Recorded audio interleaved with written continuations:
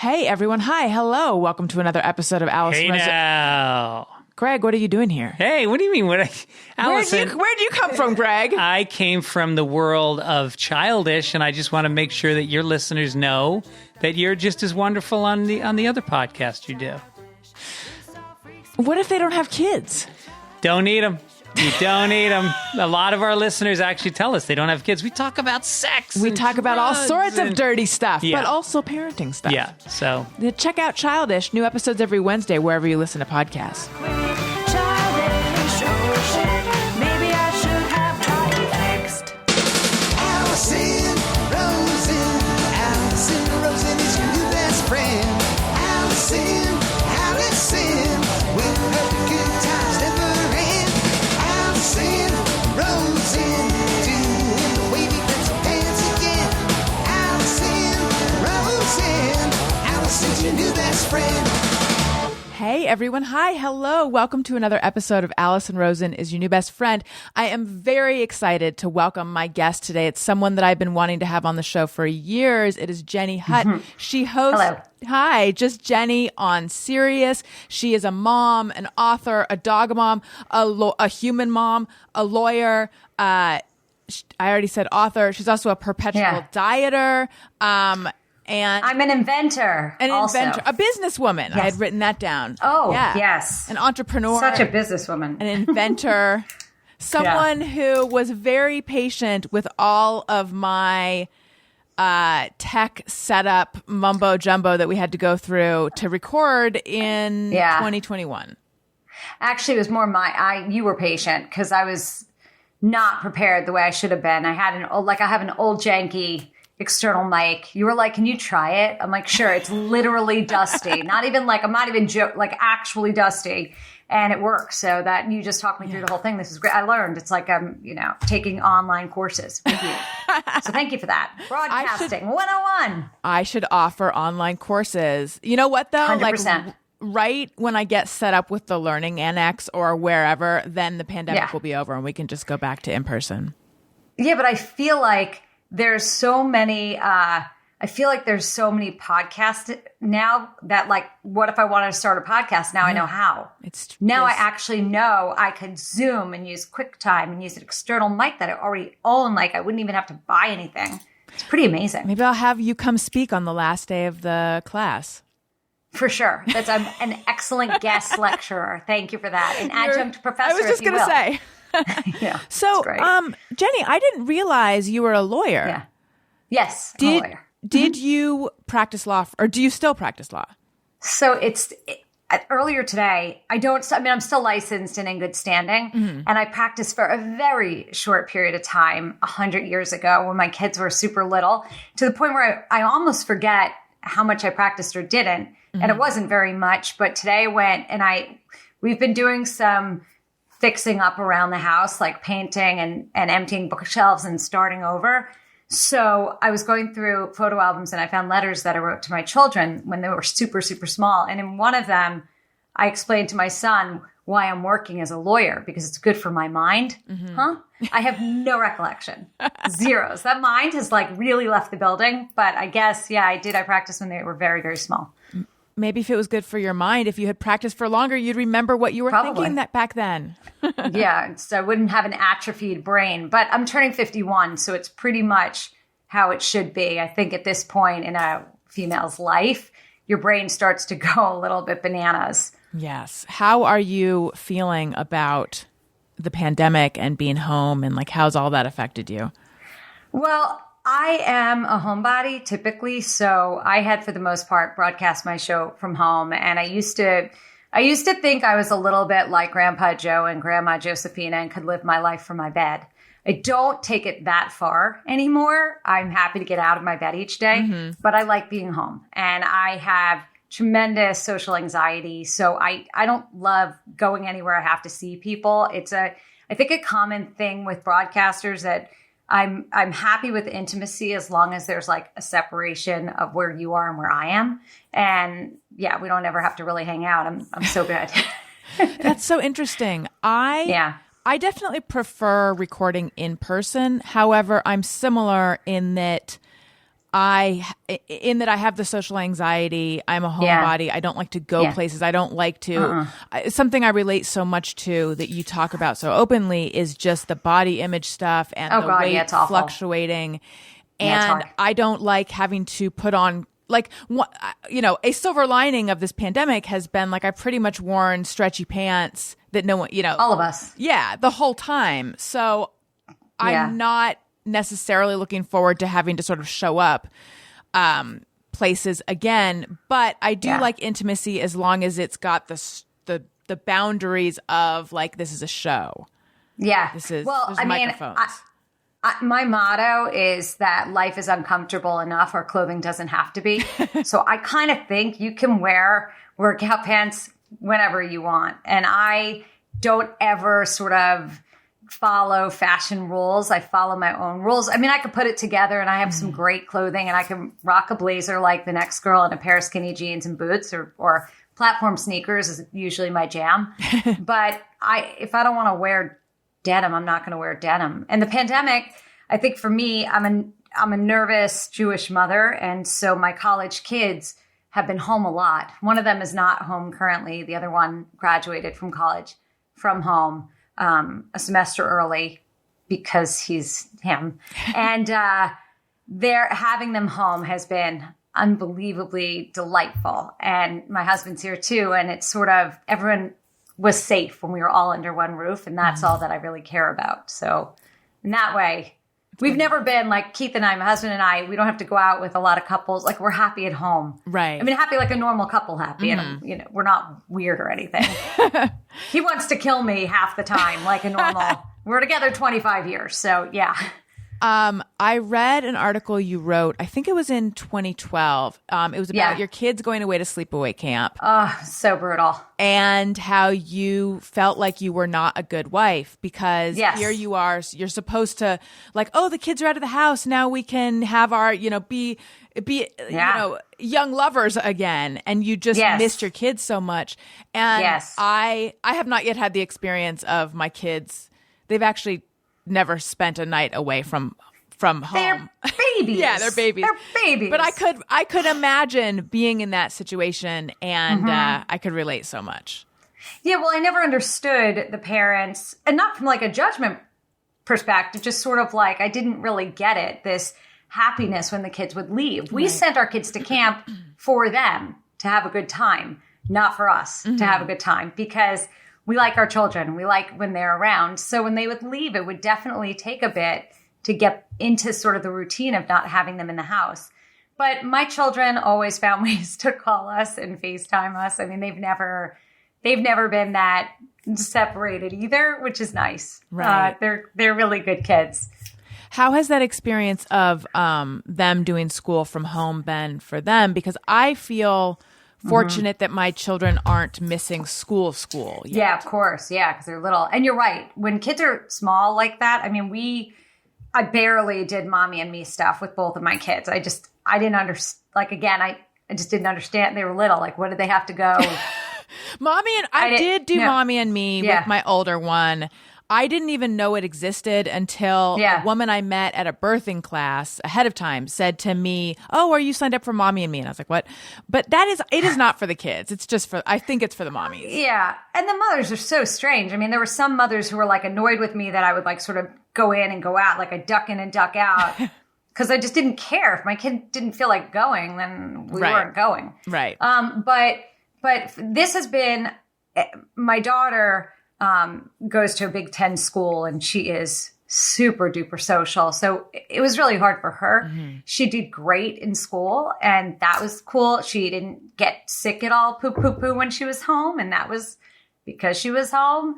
And for my son, it was actually a big relief for me because he's such a hard worker and the kind of kid that would not sleep for days on end because he wanted to finish early because he didn't want to waste another semester here. He was like, what's the point if I'm not going to be at school? So he was busy writing his thesis and taking like all the credits he had to take to graduate early, and truly had just like 10 or 12 days where he didn't sleep. I mean, it was awful to witness, but I felt like he had 3 hots in a cot because he was here. And that made me feel much better, even though I barely saw him. So one more parenting question. I host a parenting-ish podcast called Childish with Greg Fitzsimmons, and we get into more of that stuff over there. But I am wondering now. Yeah, it sounds like your kids have different temperaments. They're so different. They're night and day. Any of the, is that just how they emerged? Yeah, or it is. Yeah, it is. They're just, and that's again. I was reading these letters about them from when my daughter was 1, or even before that, like 4 months old till she was 3, and my son, they're 20 months apart. I'm bad at math, so I can't give you exactly his age.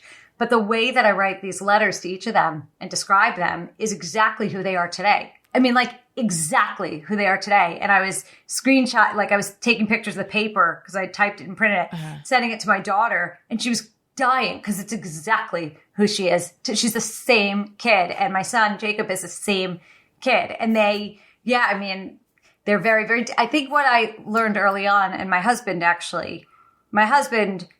really credit him with this philosophy of just kind of following what our kids' interests were and then encouraging them to do those things. We were never the parents that were joiners. We don't make athletes, so we didn't care whether they were on the soccer field. It's just not the children we made. And so our son's achievements were always academic, and that followed him. That's just who he is. And my daughter, I mean, you could truly put her anywhere and she will make friends with the entire place and then like run the place. Like she's got more moxie in her pinky than I have in my whole body. It's true. She does. She's really great. I love the idea of writing letters to them. What inspired you to do that? So I think that I was, and I still am, I always wanted to do right by my kids. And I think every day I just always want to sort of say the right things or make them know how incredible I think they are, warts and all. I'm a big believer in being super open and honest with your children. They're not going to be good at everything. So we never told them that they were good at everything.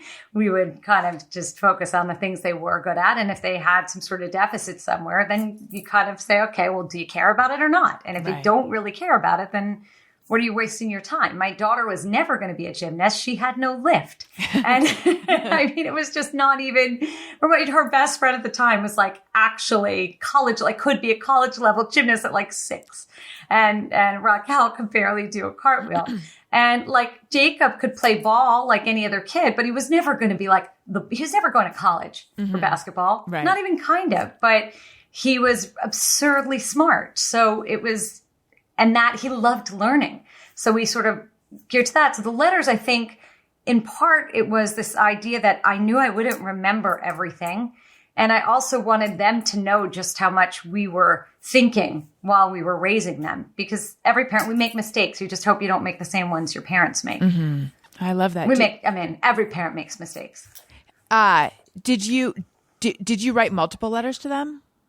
So there's a stack of it was over 2 or 3 years. There's maybe every other month or a birthday. It was that kind of thing. And I just typed them out. I guess I must have felt inspired to write. I mean, they're funny. They're funny to look back on them now, 20 years later, 19 years later, 18 years later. And I'm like, I cannot, it's weird.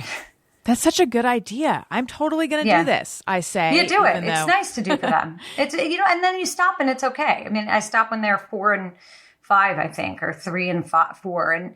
But I actually remember their personalities after. And I kind of think they have some of their first memories after. And if I look at the timeline of where I started really working full time when my daughter was almost 5. So that's when I think my time to do it probably shifted too. And working full time, was that lawyering or was that no hosting? That was right. So that was when I went to assist my father when he was working with Martha Stewart. And then I met Martha's daughter and she asked me to do a radio show with her. So that was my first sort of full-time job while being a mom. And it was wild because I really was my dad's executive assistant for about 6 months. And then I I ditched him to do the show. And then that turned into a bunch of shows in our book. And that was great until it ended. And then I started doing my own show. I was really lucky that Sirius XM hired me. I think it was off air for like 2 weeks for Christmas vacation and then had my own show. And did you have aspirations of being a radio personality before? No, I mean, I think I think I always wanted to use my voice from the time I was a kid.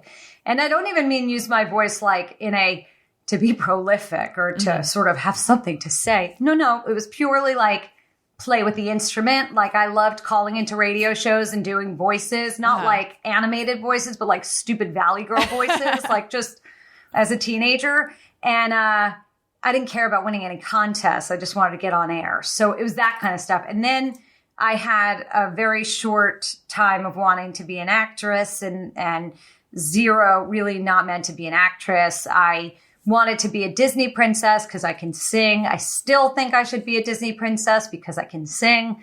But that road is very long and windy. So that didn't happen. Which one would you want to be? Ariel. Okay. I mean, I assumed because of the hair, but I didn't want to like put you in a box if you feel that you're more someone else.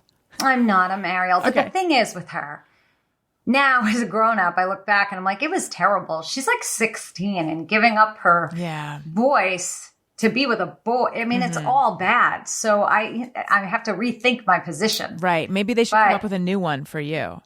Yeah, I guess. Probably. I think they should have a sort of older, tragic princess queen. So I don't know.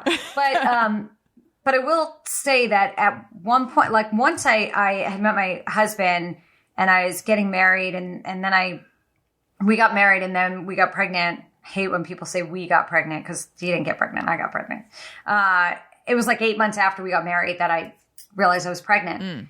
And at that point, I don't think I wanted to do anything where there was even a chance that anyone would know me. Or I got so nervous about having kids and someone trying to take them, which was completely irrational.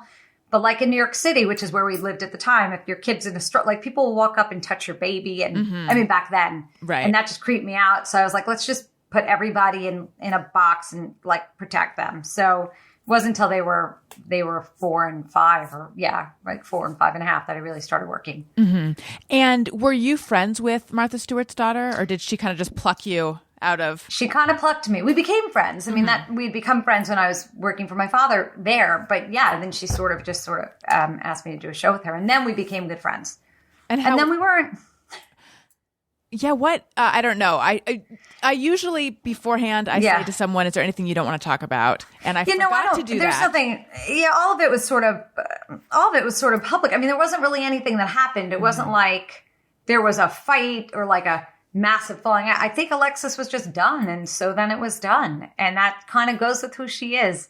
So I'm much more of a lifer. Like if we're friends, we're probably friends forever. I don't throw away phone numbers. I have an absurd database. I have very few estrangements in my life. I mean, death will cause an estrangement for me, but beyond that, I tend to not go that route. But she didn't want to be my friend anymore or work with me anymore. And so that's okay. And so then you were off air for 2 weeks. Yeah. And then you came back with your own show. And that was Just Jenny, the one that you still do. You do 5 days a week, right? Yeah. And that started in 2012. I mean, literally, I finished our show together. She quit in June. I was on air doing our show for 6 months. And then I got fired from Martha's company, which broadcast through Sirius XM in December. And then by January 1 or January 5th, whatever, I launched Just Jenny. Yeah, in 2012. And why did you? 5 days a week. What happened getting fired from Martha's company? Well, I was doing a show with her daughter, and her daughter wasn't doing the show anymore. So it didn't really make sense. Right. What would I? It didn't make sense for me to do that show there anymore. Yeah. And we had a lot of shows. We had Whatever Martha, where we made fun of Martha Stewart. It was like Mystery Science 3000. It was great. That was on TV. And she was a producer on that, right? Yeah. And then we had another show, Whatever You're Wrong, which was adorable. Then we had a talk show too on television. We did a lot in 5.5 years. And I pretty much learned how to broadcast, like on the job training. It was great. Did you like having a TV show? So I really, it was okay. I mean, TV's hard. There was a year that I co-hosted Dr. Drew, also on HLN, and I would do other sort of like per diem work with different shows. And it's very hard television because if you're insecure like I am, I mean, I'm fine talking anywhere, but I'm so painfully insecure that it was like, do I look ugly? Do I look old? There's always someone younger and prettier and cooler. And I've never been cool anyway. But so I think you're cool. Being in my head was what was my tough. And then when Dr. Drew ended, for me, I really lost a lot of fight. Like I would go and do these per diem things, or I'd go and I'd do a segment on the talk or whatever. But I just felt like I'm working so hard for what? Mm-hmm. Like for what? And I didn't really care about it. And when you don't really care about it in the TV business, you can't do it anymore. You just can't do it because it's too much of a fight. When you say working hard for what, do you mean like because you felt like it wasn't heading anywhere, or like because even if it were heading somewhere, you don't want that? Yeah, I think that I felt like I've always been someone who had a lot of hustle. I have a very, very strong work ethic. I mean, it's to my detriment probably that when I'm involved and like I show up, but I think it was a combination of feeling like the jobs that I could get didn't really mesh with who I am. So maybe I could have been a lovely red carpet personality had I wanted to. But there was like the night that Robin Williams died, I was at a red carpet for a show. And I just couldn't ask. Like, I think it was Katie Holmes, maybe. Mm-hmm. They wanted me to ask Katie Holmes what she thought of Robin Williams killing himself. Oh, geez. And it had nothing to do with the freaking red carpet. I think it was her. And I didn't do it. And I got like, not in trouble, but I had a talking to, like, you should have. And I was like, I can't do that. Yeah. It's just not. So I think that's I've never been very celebrity gossip oriented or sort of gotcha. I kind of want to know who you are and stuff about you rather than try to get you somehow. Right. Yes. I sometimes, because I have a journalism background, and sometimes I wonder, it's actually like a new thing that I've started wondering, that sort of killer journalism gotcha instinct, is that a sociopathic thing? And is that because I don't have that, is that why I didn't go as far in that field? I don't think, no. Honestly, Alison, I think you have to know what both your sort of your core is and your North Star and what guides you. So I've never been one to want to make someone uncomfortable. Having said that, I have plenty of conversations on my show with people that are incredibly revealing. And vulnerability is something that I find beautiful. And it's kind of how I live my life. I try to be as open as I can every day. I mean, I want to let people in, and I want you to feel okay being you. But I don't ever want to make someone feel like I'm probing to expose. It's a very different thing. I want you to feel so good that you want to share. Yes. It's so, and it also should be relevant. I don't ever want, I think someone was on recently, I was talking to a gymnast, or I was going to talk to a gymnast, and someone said to me, like, don't go the Larry Nassar route. And I was like, well, I'm not going to go why would I? Like, This was not the point of the conversation. Do we really have to go down? I don't need to ask the question, well, how do you feel about Larry Nassar? I'm sure I can gather, and we all can, how they feel about Larry Nassar. So like that kind of probing is just for one reason only, and sort of to sensationalize or to make it like, it's just not who I am. So how does it work having a 5-day-a-week show? What kind of prep do you do? Do you choose the guests, or do they get pitched to you? How does it work? It's a combination. I mean, I've been doing the show for over 15 years. That's amazing. Which is crazy when I think about it. So sometimes there are people that I'm dying to talk to, and I'll book them. Those people are usually like doctors and scientists or like really cool legal minds or someone who's created something extraordinary or real people. I happen to enjoy getting to know just people. If it's somebody famous, of course, we have a talent department and they can broker stuff. And then I know a lot of people because I've been doing this for a long time. So I've got really good relationships. And so it's really a combination. But I have an incredible team at Sirius XM. What was your childhood like? Magical, like everybody else's. Right? It was ideal, perfect. Yes. Yeah. Oh my God, so perfect. There were things about my childhood that were really probably cool, and then things about my childhood that were normal, like everybody else's, I think. So you have been very open about your. You even have a day of the week where you talk about Weight Wednesdays. Weight Wednesday. Right? Yeah, love Weight Wednesday. It's the best day. So can you tell? So good. I am like a little. So I used to listen to your show in the car all the time. And since I haven't been in the car, I feel like there's a Jenny Hutt shaped hole in my life. I need to fix this. I need my Weight Wednesdays. Well, Weight Wednesdays are good. I mean, I've always struggled with my body. I was not raised in a household with body positivity, which I think is more common than not in my generation. And so my weight always went up and down growing up. Always. I'd be 10 pounds up, I'd be 10 pounds down. And I sort of felt like my mom was happier with me when I was thinner than she was when I was heavier. And then I got married. And after I met my husband, I probably gained, 30 pounds after I started having kids, and I just didn't lose it. And then it all sort of goes to get like, I don't even know which year is which year exactly or what like my highest weight was. But then my mother got sick in 2007, late 2007, and she had pancreatic cancer. So she passed away July of 2008. And after she died, I think that I was very overweight. And I think I'd probably gained weight during her illness, probably, but I wasn't getting on the scale. And I had gone to a cardiologist because when your mother dies and she's just she's 65 and she was thin and she was otherwise healthy, and it was just weird and tragic for me, though not tragic in the scope of, when you think of real tragedy, a mother is supposed to die before her child. She just died way too young for her. Like we thought she'd live till 95. It's still a huge loss. It was crushing. Yeah. It was awful. Yeah. And also we live next door to my mother. We were incredibly close. This is an enmeshed family that's didn't need cancer to bring us together. We were already very much together. So after she died, I had always had high cholesterol, like from the time I was a child, like 14 years old.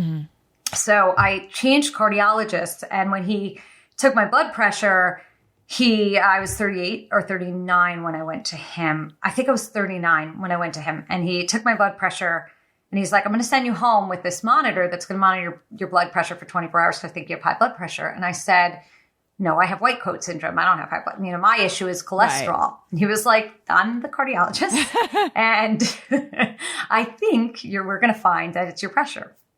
Anyway, I had high blood pressure and it was like stupid high. And he just said to me, look, we're not going to let heart disease be the thing that kills you. Like I can stop that from happening. And I think that was sort of the first wake up call. And then I think that, at the second wake up call was knowing that pancreatic cancer loves fat, loves obesity. And then the third was I was 39 years old, and I felt like there was this very short window where I might enjoy my life differently from how I was living it. And I would not ever know unless I gave myself the chance. And it was the first time in my life that I really looked at sort of my whole picture and decided that instead of hating myself, which I had done every other time I'd gone on a diet, like it's that thing we do, like your ass is too big, or you're just gross, or you'll never wear a pair of jeans, or you'll never do that, you'll never be that.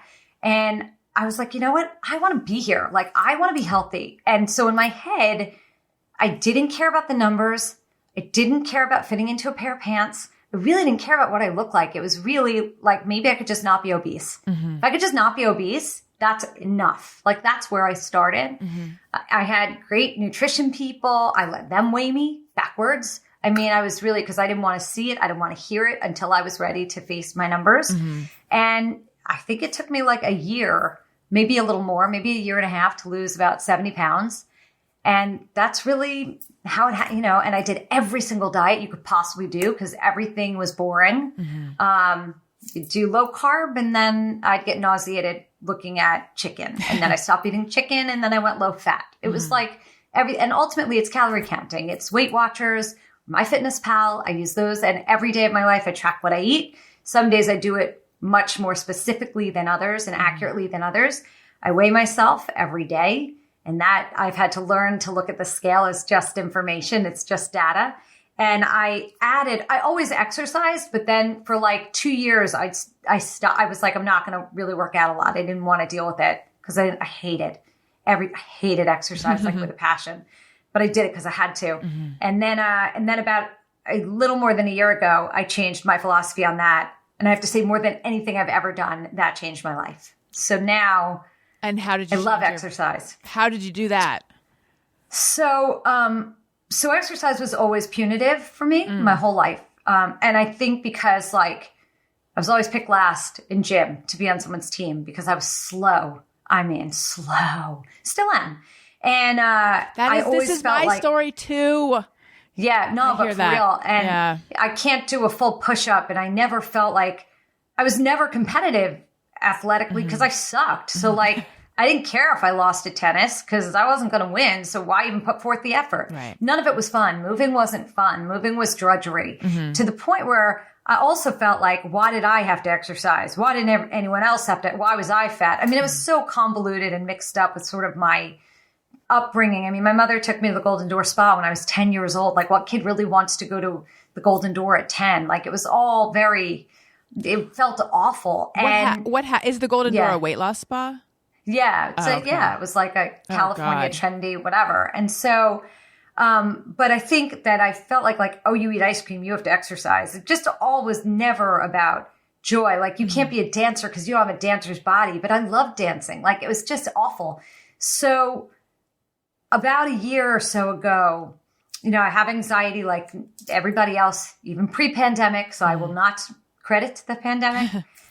And I kept reading, like, if you move, you feel a little bit better. If you move, your brain feels better. If you move, your anxiety will be a little less. You'll feel a little less sad.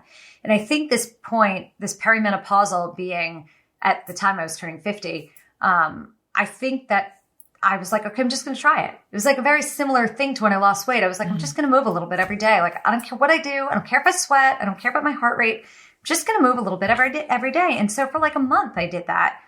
And I felt a lot better. And then somebody whispered into my ear, someone in California, her name is Kim Shapiro, and she's a nutritionist. Follow her. I think because of you. Yeah. Kim Shapiro method. She's amazing. And she was like, what if you tried doing 10,000 steps a day? And she'd been on my show and she'd like sort of hinted it and mentioned it. And I was like, okay, I could do that. I'm going to try it. And the minute I gave that to myself as a goal, like without any rules surrounding it, just get 10,000 steps a day. I wear an Apple Watch or I have my iPhone. And it didn't matter if I did all at once. Didn't matter if like how slowly I walked. It like freed me. And I saw how easy it was to get 10,000 steps. And when you start to move on a daily basis and it's a non-negotiable, I don't sweat every single day. I sweat a lot of days, but every single day I get 10,000 steps for maybe 14 months at this point, or no, 13 months at this point. I have not missed a day. And my brain feels completely different. And now like I crave movement. I crave exercise, and I hashtag movement every day because look, if that could happen to me, it could happen to anybody. Because I used to cry. I used to get on the treadmill and cry because it was that infuriating to have to do it. And now like I'm excited to get on my Peloton. Like I love it, which is so weird because it's completely not who I am or who I was. Yeah. How do you feel now about the girl that you used to be? And the reason I ask is because Yeah.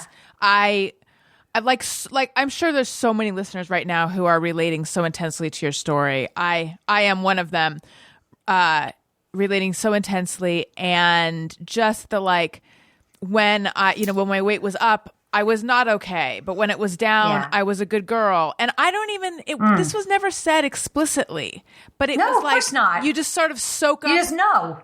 My therapist mentioned, I don't know, when I was still seeing her in person, something about my parents' love or their approval being conditional. And I was like, no, that's not true. It was it took me a while to like come around to realize the way in which I had interpreted it to be conditional, because I always thought, no, it was unconditional. But anyway, yeah. So like, I'm a good girl when I'm thin, and I am bad when I'm fat, Sure. and all of that. And there, you hear so much in culture about like having compassion for yourself, and I struggle with that though. Yeah. So a couple things. I think losing my mother took away the judge and the jury of that, in a Interesting. sense. And I believe it was subconscious, because when she was here, we were really good. And when she died, somehow I lost 70 pounds. So there is, that's not a Right. coincidence. Right. So that can't be a coincidence. I miss her every day, every single day. And it's sort of extra sad because she would have loved the fact that I'm not fat. So that would have just been, for her, she would have been Right. tickled. But I think when you go through that kind of loss and you grieve like that, everything kind of gets put in perspective. And so health for me really became way more important than what I look like. That's number one. Number two, with my kids, even when I was heavy, I had one goal, and that was that their weight would never eclipse their worth. It didn't matter if they were fat, didn't matter if they were thin, they weren't any better than if they were fat. Like that was never going to be the thing. Now, have I screwed them up in other ways? Of course, many ways, but not there. Right. They can look at me and know that I'm cuckoo for Cocoa Puffs, and they don't have to be. And it became sort of, it's just somehow, I'm not religious at all, but I'm like, by the grace of God, somehow those kids are not really screwed up about their bodies more than any other kid in America, Right. if you will. But of course I have days where I'm triggered, or moments where I feel just disgusting, or I look at my belly, which needs a tummy tuck, but I'm too scared I die on the table to do it. And I don't love I don't look at my body every day. I'm like, look at this. Like, let me just get naked. No, I mean, I have every issue that every other woman has, but I'm healthy, and I can walk for miles, and I can breathe. And so I look at that and I think that's what really has to matter. I can put it together good enough. And again, it goes back to that TV thing we were talking about. I don't want to fight to be perfect, because I'm never going to be perfect. I'm never going to be 20, never going to be 30 or 40. I'm only going to get older, and I'm only going to get more craggly. So I better be okay with my old craggly self and the best me that I can be. And it sounds very kind of like empowering and whatever, body positivity and body spo. But it's not really that. It's just it's like a coping mechanism. I think we get to choose how we manage aging and coping and all those things. And I choose to look at the good stuff. Like, I can put my head on the pillow and not really worry about the heart attack the way I once did. Also, you move more, you don't feel as racy. Like, that stuff really makes a difference. Now, you said it's not a coincidence that you were able to lose the weight once you lost your mom. But what do you make of that? Like, was there something about were you rebelling against the judgment? Yeah, of course. I think that my mother used to say to me things like, I'm the only one who will tell you the truth. And you kind of learn as you get older, you unpack stuff. Now, I was really, really lucky that I was doing the radio show from 2005 till 2008, till my mother passed away. I learned so much about human nature and people, and all the things that I thought were really, really, really weird about me weren't at all weird about me. Because the minute you start to talk to people on the radio and the listeners call in, we're all exactly the same. We just like have different parents and different friends and different siblings and different children, but we're all the same. Right. And so that was incredibly freeing and vindicating, because then I realized like some of the stuff maybe my mother told me was her truth. And I think what happens with mothers and daughters especially is there's this almost inability to separate one from the other. We all do this. I catch myself with my daughter, seeing her do things that I did at her age and going like, no, don't text him. No, please don't. Please don't hook up with him, please, because he's going to do the same thing he did. Please don't. Yeah. And then I'm like, I know exactly how she's feeling, but I don't really, because I'm not her. Like she gets to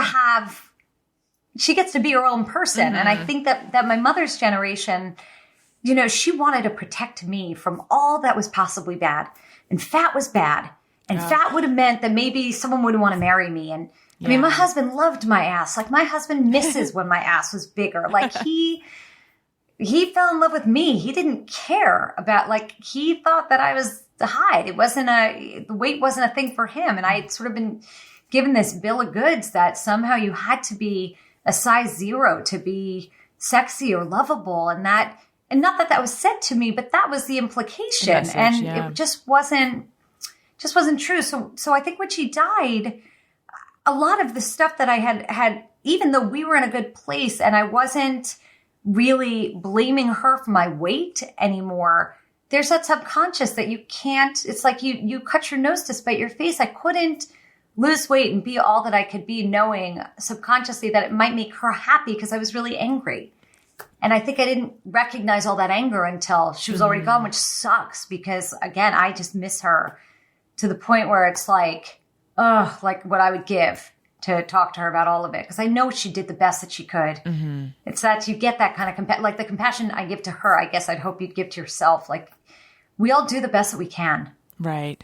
And you created a company and named it after her. And I want to ask you about that in just one second. But first, I want to talk to you guys about BetterHelp. If you're having trouble meeting your goals or having difficulty with relationships or trouble sleeping, feeling stressed or depressed, BetterHelp is available, and BetterHelp offers online professional counselors who can listen and help. You simply fill out a questionnaire to assess your needs, and BetterHelp will match you with your own licensed professional therapist. You can start communicating in under 48 hours. That is great, because I know a lot of people have talked about the difficulty of finding good therapy right now because people are booked. BetterHelp, they will get you to the right person. And also you can, if you feel like it's not a good match, you can request a new therapist, no additional cost. They will get you to the right person. You are not committed. BetterHelp counselors have a broad range of expertise, which is great. The service is available for clients worldwide, and you don't have to sit in an awkward waiting room. Again, it's more affordable than traditional offline counseling, and financial aid is available. This podcast is sponsored by BetterHelp, and ARIYNBF listeners, that's you guys, Allison Rosen's your new best friend listeners, get 10% off your first month at betterhelp.com/bestfriend. Visit BetterHelp. That's betterhelp.com/bestfriend, betterhelp.com/bestfriend, and join the over 1 million people who have taken charge of their mental health with the help of an experienced BetterHelp professional. Okay, let's talk about your invention. BunnyEyez. I saw on your pinned tweet, it's Hoda, right? Hoda. Demonstrating them. Yeah. I love that. She's the coolest. Yeah. Well, she is... So that happened. That happened because I had given her a pair at work at Sirius XM. I saw her in the hallway, and we just launched. We'd launched like 2 days before, and I was like, "Oh my God, Hoda, we're like similarly aged. Like, do you want a pair of reading glasses? You were readers. We were the same power." I threw my bag of glasses on the floor on the hallway at Sirius XM. How gross is that? And I'm like, "What do you want?" She took a couple pairs. I showed her how they worked. She freaked out. And I was like, I'm so glad you like them. And that was it. That was it. I figured maybe she'd go on social media and say something, and we're friends. Like, I know I love her. She's like the nicest person in the whole world. But then she went on the Today Show and talked about them for like a week straight. It was so insane that I didn't even know how to process the emotions I had after because it was such an incredibly kind thing for her to do. But but I guess that's what people, I guess you have relationships with people, and if they like what you're doing, then they support, you hope that they support, but it was above and beyond. And she is one of the nicest people I've ever met. She's so just nice a to lovely hear. lady, always has been just an incredibly kind woman. She's just that is just who she is. Oh, that's great. So yeah, no, that's just Hoda. She's Yeah. she's everything you think she is and more. She's self-deprecating. She's warm. She's just great. So yeah. Oh, so the invention, right? So the things that matter. So I think that in my life, like there have been different stages that I've gone through different stuff. And I think I was at a point in 2017 where I started to feel like I was tired of just talking about me. Do you know that feeling, Allison, Yes. when you're on the air and you're like, ugh, does anyone really give a rat's ass about I don't know what I'm mad about anymore? Yeah, for me, I feel, but if you're considering not listening anymore, don't, because it's going to get so good any minute. But So good. No, I just feel like, oh my God, it's different shit, but it's the same shit. Right. My own yes. shit. So that was Yeah. it. Yes. So something in me was feeling really frustrated with being me. Mm-hmm. And I think because of that, I got an idea in my belly, and that's never happened to me my whole life. I don't invent things. I'm not, I don't do physics. I don't create like that. No. But I had perfect vision until I was 44 years old. Same. And then, yeah, all of a sudden I went from perfect to I can't blind. read my phone. Yeah. Nothing. I'll send you BunnyEyez. I'll send you. Just tell me when you tell me your power, I'll send them to you. I would love that. I also couldn't blow my own hair. Now the pandemic has taught me a few things. I can now do my own hair. looks good, and that's yeah. life changing. But I use the Revlon all-in-one. It's Oh, the yes. best. I've heard so Oh much my about God, this. it's amazing. But I would get my hair blown, or I'd get my hair colored because I'm gray.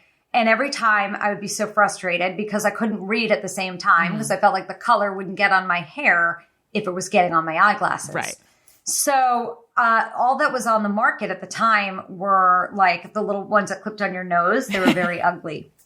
And I think I told my husband and I told my son this idea. And they were like, that's sort of cool. I was like, there has to be a way that you can hold them in your hand. There has to be something. And it wasn't fully sort of fleshed out. And then I was at the hair colorist and my sister was in the seat next to me. And she looked irritated too. And I was like, why you look like you're in a bad mood? She was like, because I'm so annoyed that I can't read, that I can't wear my glasses. And I'm like, stop. So I say to her what I'm thinking. I mean, it really happened like this, which is so crazy. And she's like, we have to make them. I'm like, I know, I have no idea where to even begin. What do we do? So we start, true story. I download the Hero or Zero app from Lori Grenier, who I had interviewed years prior. And I go through that whole thing. Is your idea good? Does it suck? Does it Oh, I didn't exist even know anywhere? about And this app. I got to check it out. it's a great app because after I've played with it, a towel that you could do, everything exists. But these didn't exist. Mm-hmm. And we went on Amazon, Alibaba, Google. I mean, wherever you could possibly search for glasses you could hold in your hand, we're nowhere. Because I thought about opera glasses. I was like, if you could just hold them, great. But so they didn't exist. And my sister and I were like, holy crap, we have a really good idea now. Now, again, I don't even know why I even deigned to think that we could do this, or that she thought we'd I don't even, to this day, I can't believe we launched this company. I still can, that people love them. But then we partnered with a mom that my sister had known that had been in eyewear. So I had gone home, I took chopsticks and I broke a pair of glasses and I made readers that looked like this with a chopstick on each side, right? Right. So, and I was like, look, you can hold them so that if someone's coloring your hair, there's no, it's great. It's not getting your hair and you could still read and do whatever you want. Get a blowout, anything. And they do other things too. I mean, if you just do one side, you can lie in your bed and then the temple doesn't dig into the side of your head while you're reading. love And they're just that. great. Yeah. So they also do this where you tilt the front of the frame so you could be on the field and you could make eye contact and read your phone. I need amazing. That is the thing I know I you need do. because I know. I've started. I have prescription reading glasses, and I've started wearing them on the tip of my nose so that I can also look up and freaks see. you out. This you could just do that, and they're fun. They're just fun. So anyway, from the chopsticks we sort of created, because I was like, my partner was like, you can't just have them. They have to be able to be worn too. So we created these wearable, flippable, tiltable reading glasses that we got a utility patent in 2 years, which is shocking. They normally take 5 years. Wow. We have 3 design patents. Our second utility patent's almost here. I mean, it's just everything like worked. Now retail's very hard and we have great months or a great year. We're not even 3 years old.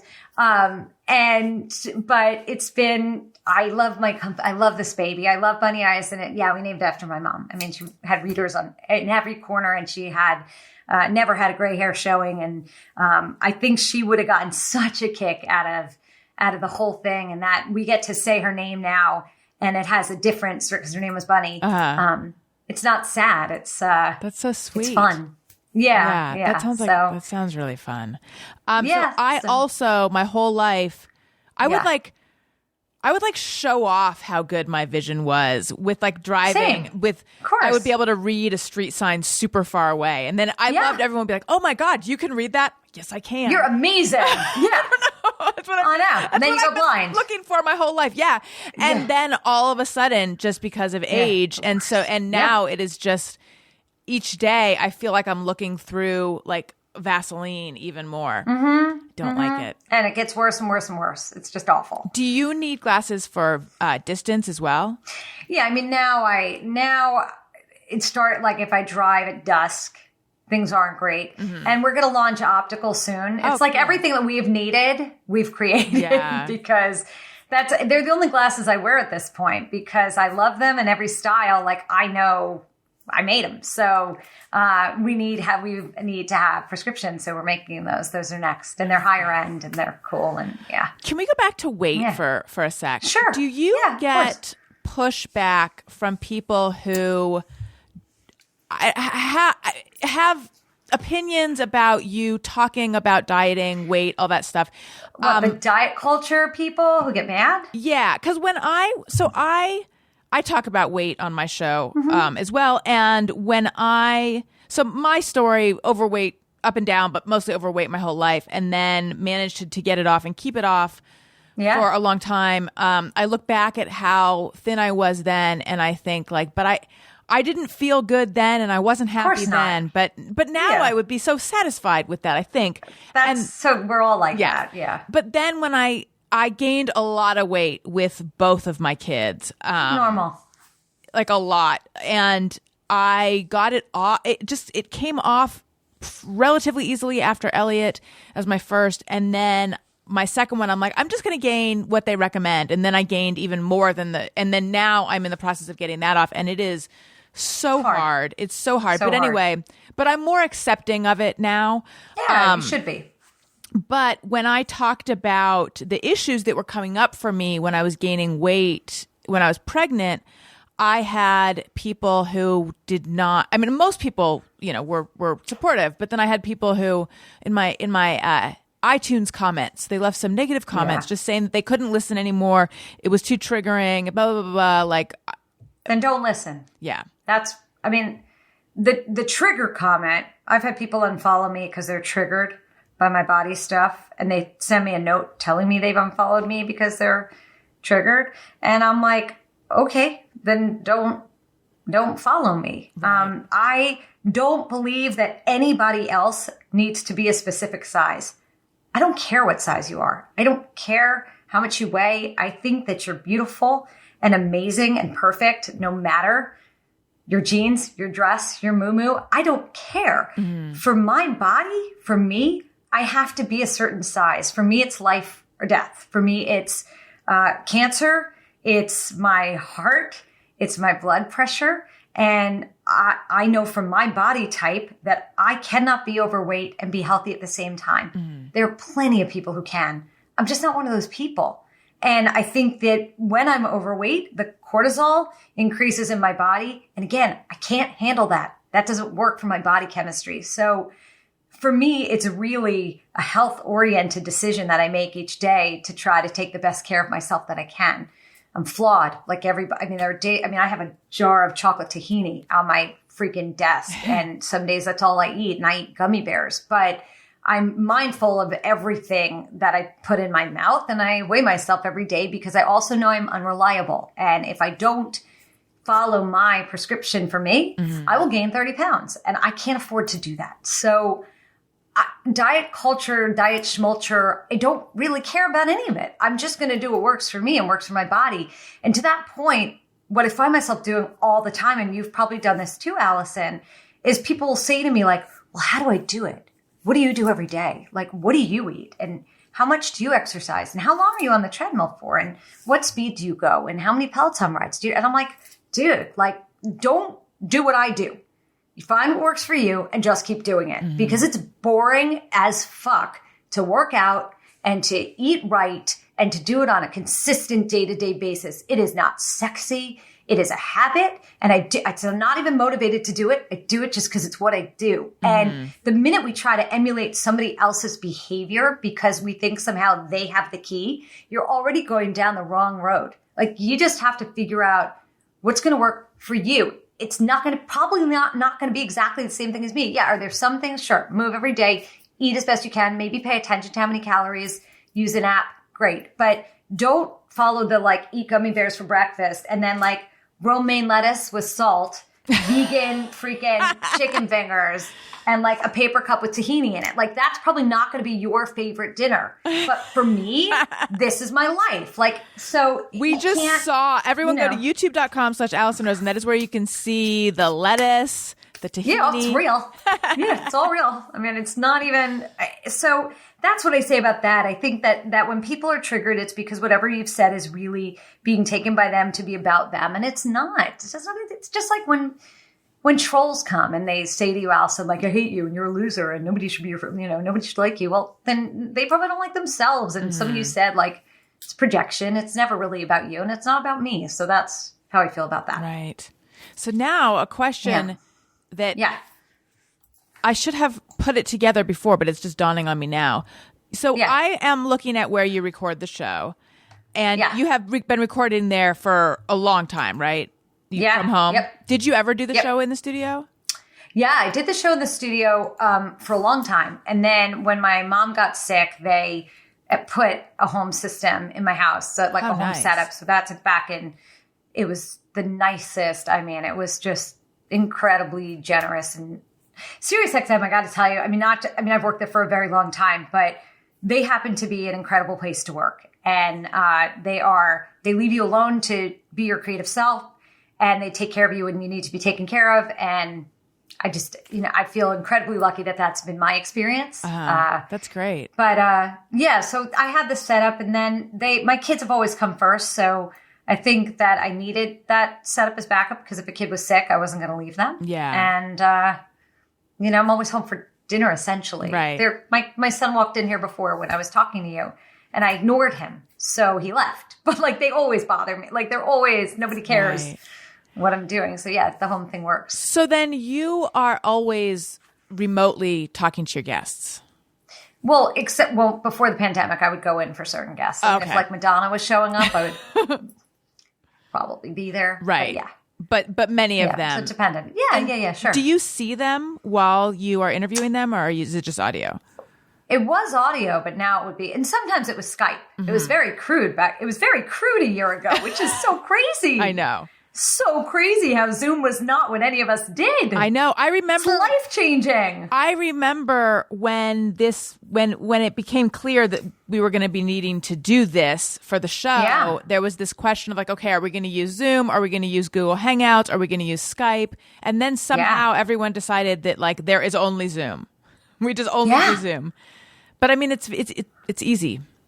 It works pretty well. It's great. Yeah, it's great. Yeah.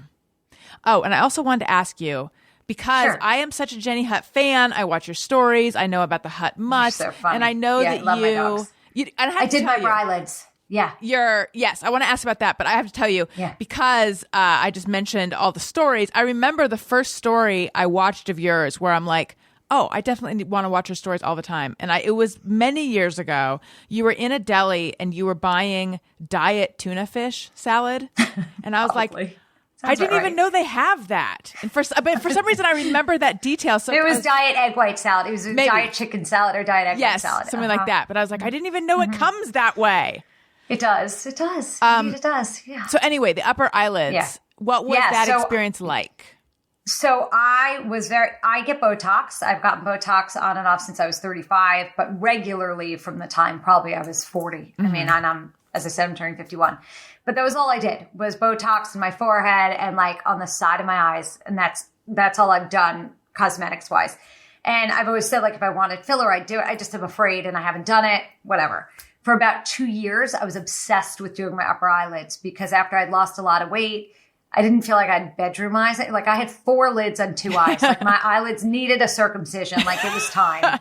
And I was afraid and I couldn't find the right doctor and I didn't want to look weird. And then I found, my sister actually found my doctor. I love him. His name is Anthony Labruna and he's like he's off of Madison Avenue and Park Avenue in New York City, super fancy. And I went for a consultation with him. And this was right before we were launching BunnyEyez. And I was like, I'm going to be talking about eyes and glasses and showing my eyes. And I hate how I look. Like my eyelids were so heavy. It looked like I was chronically tired.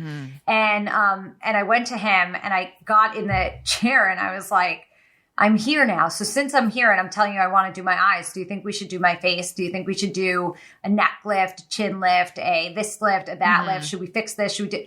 And he was like, no. He was like, first of all, he was like, this is in 2018. He said, no, and you're crazy. Like, he was like, I would never take someone who's done nothing and like do the work, redo their whole face. Right. Yeah, because he said, I will take the excess skin from your eyelids. You were going to be so happy. He said, I'm not even going to lift your brow. I'm literally taking the excess skin.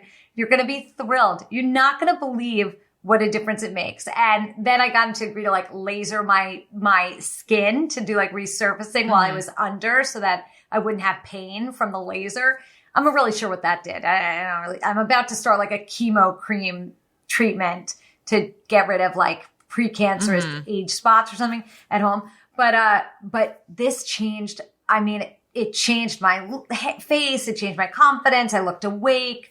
I was so happy. Even the day after when I was like black and blue and disgusting, I was like, wow, you are gorgeous. Like when I looked in the mirror, I was obsessed. And I posted the whole experience online because in the moment, I didn't even wait till it was over. I didn't even wait till like I knew it was good. I was like, oh, this is what I look like now because I hate the game of pretend so much. I think it helps nobody. I think like if I have no wrinkles in my forehead and I tell you I haven't done Botox, I think like that's really mean. Or and it goes back to the weight stuff. Like if I pretend that I eat 4 slices of pizza and somehow I'm okay with a milkshake and then like dinner, no, I can't eat 4 pieces of pizza ever. Not because I don't have the appetite, but because it'll make me fat. Right. Like I'm not going to pretend somehow that I'm making choices I'm not making. So that's why I shared it and it made a huge difference to me. So I'm thrilled. That's so interesting. I am now at that age where I'm starting to look at all the because I've not. You look very young. I don't know how old you are, but you have nothing. There's nothing on your face. I'm 45, but thank you. But if you were up in here, thank you. But I see it. Let me tell you, Allison, you'll know when it's time when everyone is agreeing with you. Like when I was like, I think I want to do my upper eyelids and every one of my friends and people in my life were like, oh, do you know who's going to do it? Like nobody said to me, don't do it. There wasn't a person who said, no, wait, you don't need to do that. Everyone was like, oh, well, what's recovery like? Like nobody. Hello, talk me out of it, please. Not a person. Nobody talked me out of it. They're all like, you need to do it. See, then when I found the doctor, they were like, great doctor. Can't wait to see. Yeah. I have thought of getting a nose job ever since I was like 15, but I feel like the window for doing that was a long time ago, and I'm afraid, and I'm not going to do it, and I'd be so afraid to look different, and da-da-da. You just don't need it. Well, thank you. Thank you.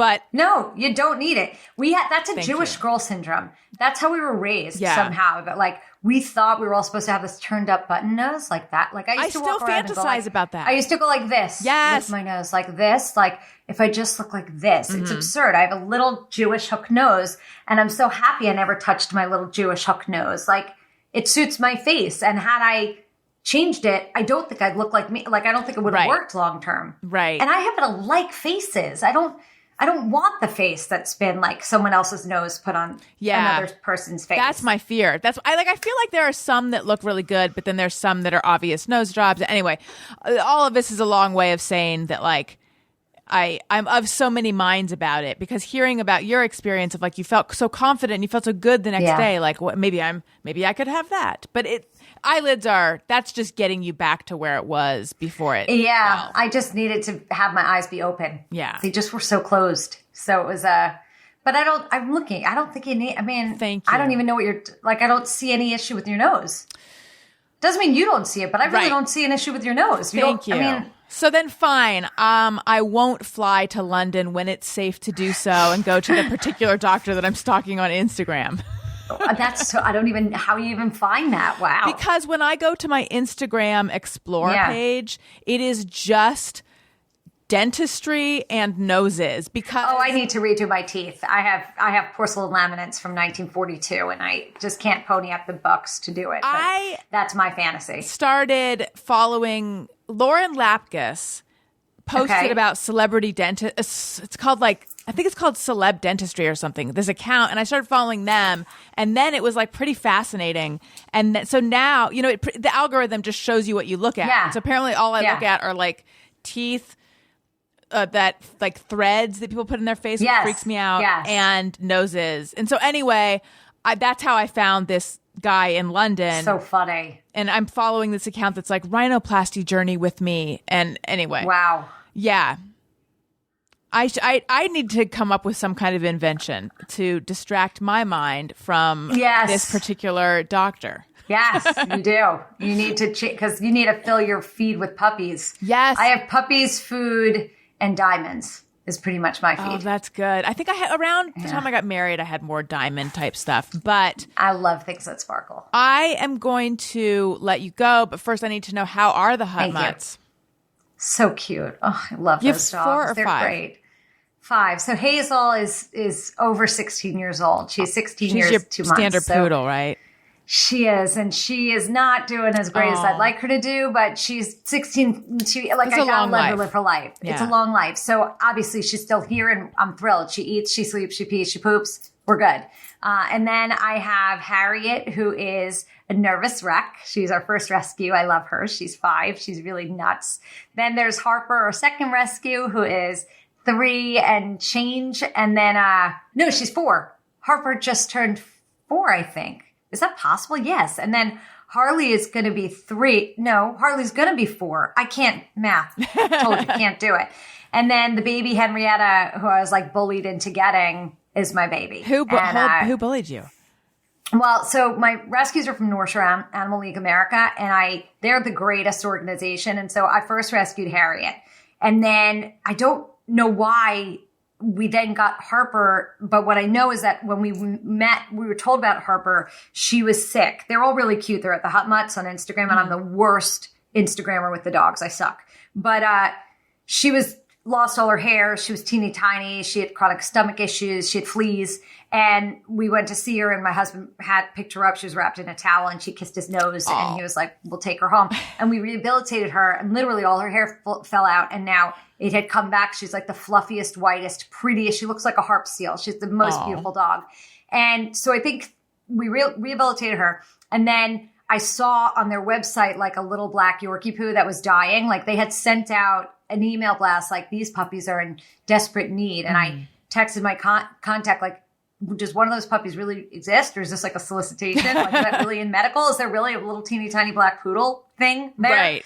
And she was like, let me check. And there was, and it was my Harley. And we went and we got Harley, and Harley is like the gift that keeps on giving. She's a bully. And she rules the roost and is mean to her sister sometimes, but she's like the most affectionate human-like dog. She's half poodle, a quarter Maltese, and a quarter Bichon. And Harper is half Havanese, quarter Maltese, quarter Bolognese, and Harriet's half Havanese, and then an eighth Shih Tzu, and 3/8 mongrel. You don't know. She's a mess.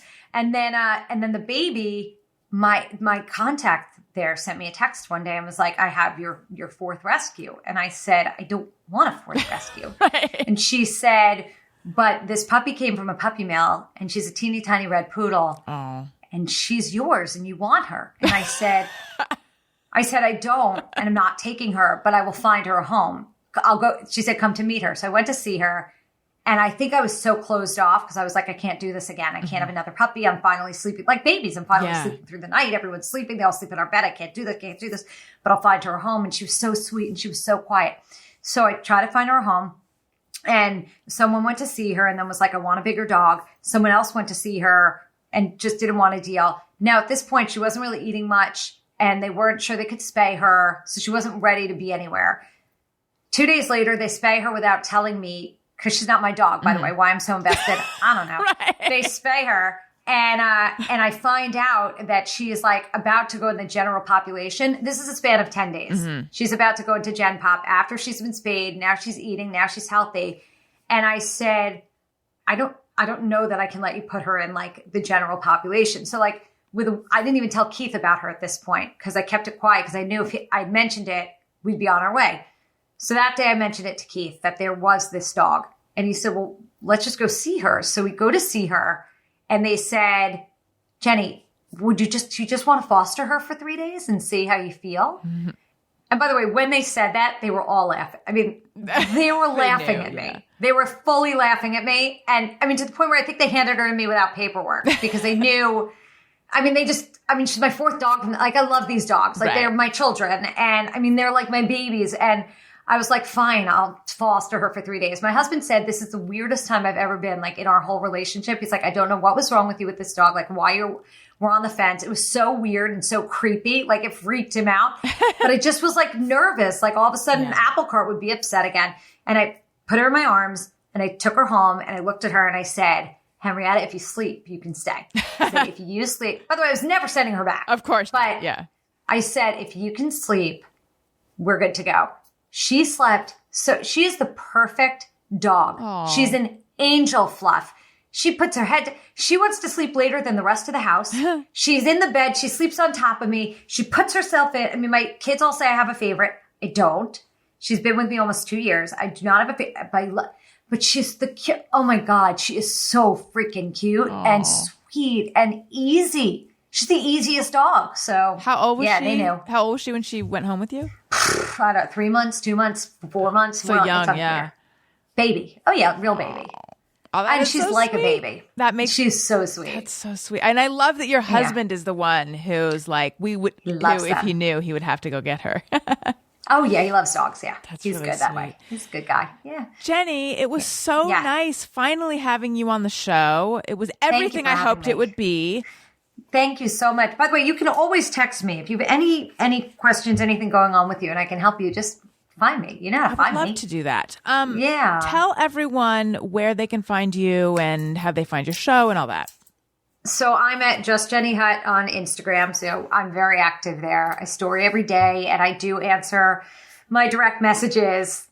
I don't know why or how, but I do. I guess I like to connect. And my radio show is Monday through Friday, 12 p.m. East, so 9 West on Sirius XM Stars Channel 109. And that's pretty much it. And BunnyEyez is BunnyEyez with a Z, BunnyEyez.com. Love that. And if you like what you're hearing, please make sure you're subscribed. Tell a friend. Leave nice comments on Apple Podcasts. It helps people find the show. And I do read them, and I read them on the show often. Listen to my other podcast, Childish with Greg Fitzsimmons. And I am on Patreon, patreon.com/Allison Rosen. You can get bonus episodes every week. I'm doing a big fun Zoom party. I do those monthly. Behind the scenes content, video of the Thursday episodes, all sorts of fun stuff. More access to me than you even want. Patreon.com/Allison Rosen. I'm also on Cameo, and I have a book out. And make sure you're subscribed to youtube.com/Allison Rosen, where you can watch this show. If you're just listening to it, you can go there. And if you're already there, click subscribe. Hey. Thank you so much, Jenny. Listeners, Thank you matter. Thank you for listening. I love you. Goodbye. Hey, do you know about the Allison Rosen show. We had a good time, but now we gotta go.